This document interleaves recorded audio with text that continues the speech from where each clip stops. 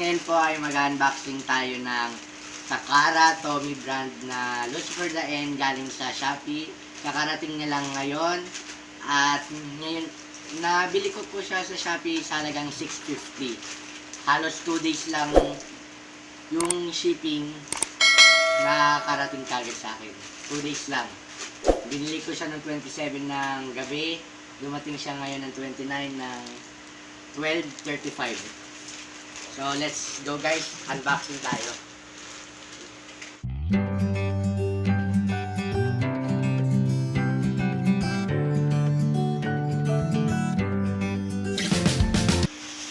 Hindi sila gumamit ng bubble wrap kasi plastic daw yun eh.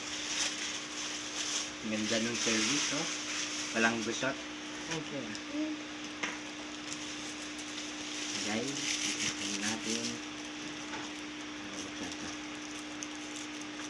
Okay.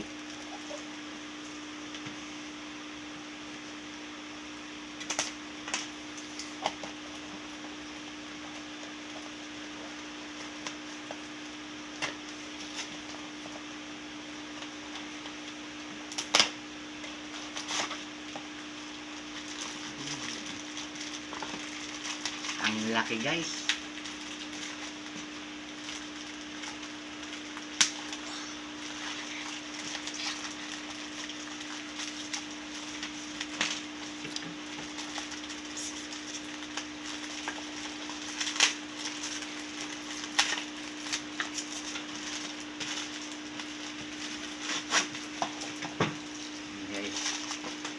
Simulan na natin buksan guys.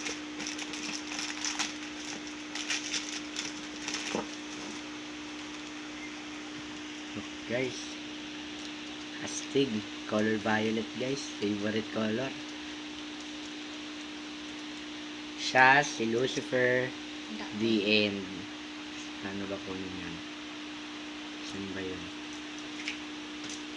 Ano ba makuha to? American. Kukuha ito eh.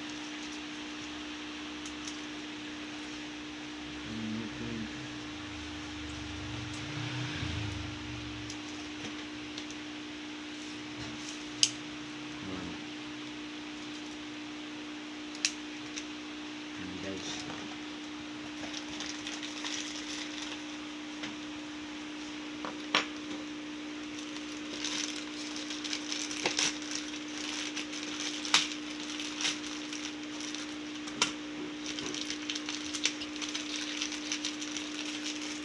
Guys, original siya guys. Takara Tomy talaga kasi sa Takara Tomy, pinag-aralan ko na yung mga screw niya. Yung screw niya, hindi siya gumagamit nung Phillips screw. Ang gamit niya is either flat yung screw niya or triangle yung pagka-screw. Kagaya nito. Ito flat lang to, yung mga screw niya dito. Flat. Tapos ito, triangle yung screw niya. Tapos dito, plastic yung tip niya. Original kasi ito yung nasa mga YouTube na napanood ko. Yan guys. Tingnan na natin kung gaano ka-effective tong si Lucifer the End. Yan. Defense type siya. Ang specialty niya is kaya niyang ibalik sa kanya yung as long as na nababangga siya nung ibang Beyblade, parang nagbibigay ng lakas sa kanya, kaya iikot din siya. Habang binabangga siya ng isang Beyblade, tuloy lang siya sa pag-ikot. So guys, nandito yung manual niya din, tapos nandito din yung sticker. Gamit tayo kani, malaki kamay ko. Yan, balbox ng sticker. Ano ba ito ilalagay? Lagay muna natin ito.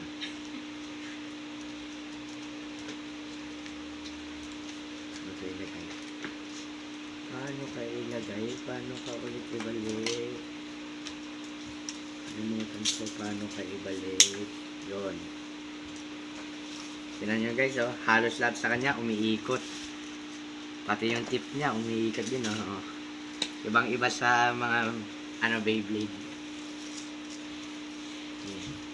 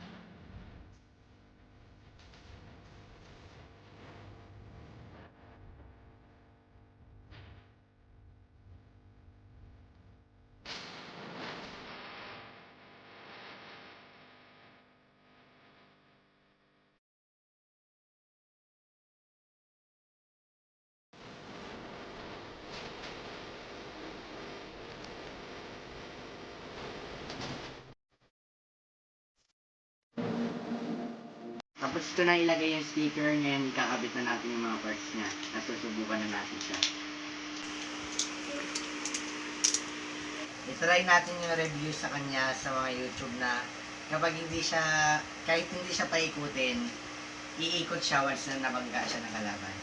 Big, try natin. Ready? Ito mo. Ready, set, 3, 2, 1, let's first!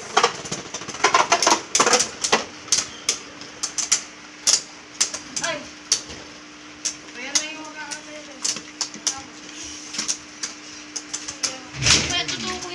Hindi, Hindi na babangga eh. hindi siya kaya. Alam mo kung bakit? Maliit yung Beyblade na kalaban. Uulit-ulitin po kasi po. Hindi po siya maikot-ikot. Hindi siya moment of truth.